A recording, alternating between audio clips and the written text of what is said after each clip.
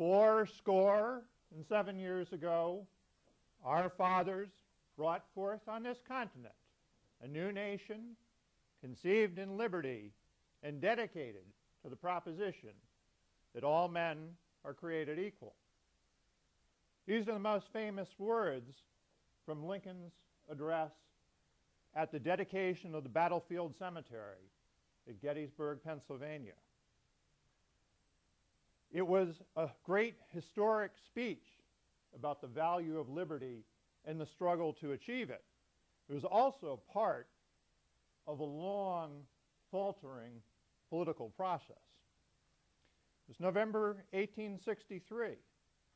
Earlier that year, Lincoln had issued the Emancipation Proclamation, freeing the slaves in the states that were in rebellion against the Union. Only in the states that were in rebellion against the Union. If you were in a loyal Union state and you had slaves, you could keep them, at least for now. The bargain that preserved slavery was written into the U.S. Constitution that Lincoln was sworn to uphold. However, he began to change that. In his re-election campaign in 1864, he made the 13th Amendment abolishing slavery part of the Republican Party platform. By the time it was actually enacted at the end of 1865, Lincoln was already dead. He was assassinated very shortly after General Lee surrendered on behalf of the Confederacy.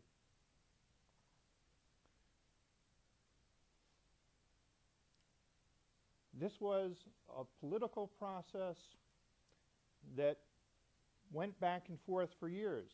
Lincoln said that if slavery is not wrong, then nothing is wrong. Very definite moral stand.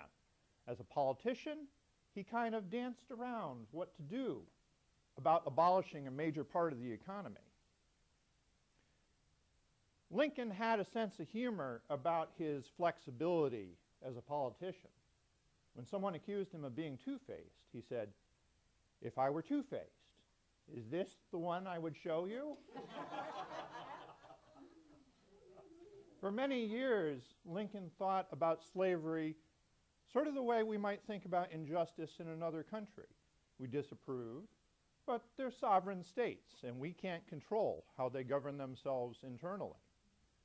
What upset the balance of power, though, was the expansion of the United States to the west, and whether those new states would be free or slave. A house divided against itself cannot stand, Lincoln said in a speech to the Republican State Convention. I do not believe that the Union will be dissolved.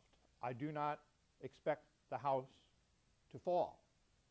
But I do expect that it will cease to be divided. It will be called all one thing or all the other.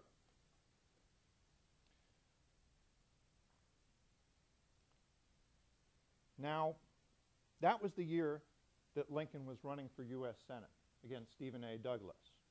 They had their famous series of debates around the state.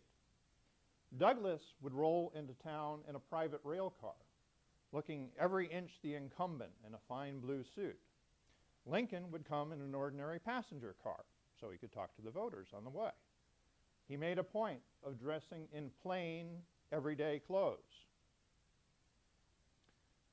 Douglas would bow with a flourish. Lincoln was kind of all elbows and knees, and he folded like a jackknife. Douglas had a booming, authoritative voice. Lincoln actually spoke in a tenor, and his voice kind of cracked when he tried to project it. Douglas was the main proponent, really, of a doctrine of popular sovereignty, where the voters in those new states would decide very democratically whether they would be free states or slave states. Lincoln wanted to at least confine slavery to the South and keep it out of the unincorporated federal territories. Lincoln may have been an abolitionist at heart, but he spent a lot of time denying it that year. To one particularly hostile crowd, he said, "I am not and never have been in favor of promoting in any way the political or social equality of the white or black races. On the hot-button issue of intermarriage, he said, I do not understand why, because I do not want a Negro woman for a slave, that I should necessarily want her for a wife. My understanding is that I can just leave her alone.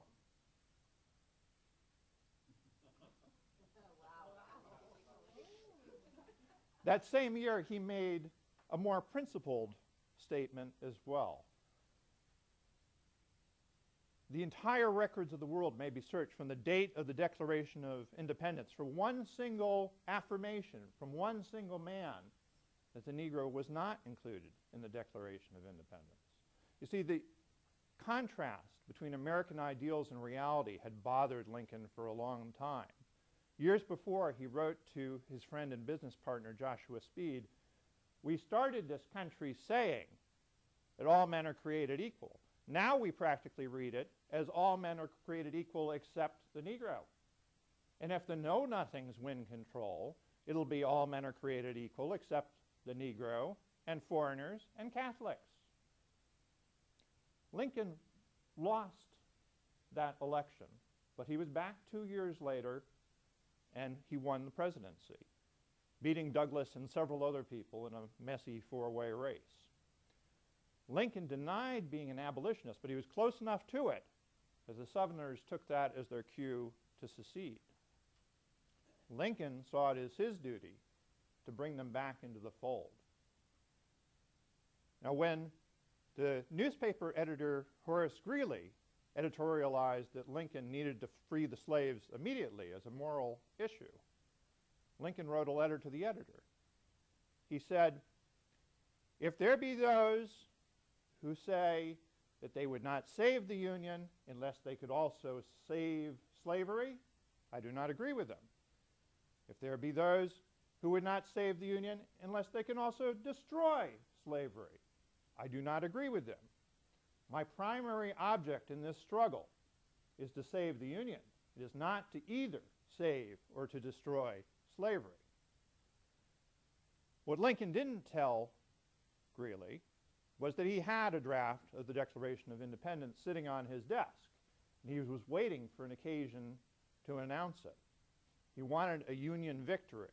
He wanted to be able to show that this was something that was going to hasten the end of the war.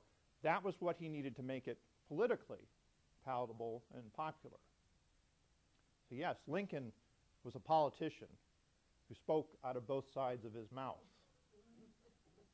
By modern standards, we might consider him a racist because he never affirmed unequivocally that black people truly were equal in terms of intelligence or ability. What he did believe was that we all have the God-given right to make the best use of whatever abilities we have been given, that we all have a God-given right to life, liberty, and the pursuit of happiness. I'm Toastmaster.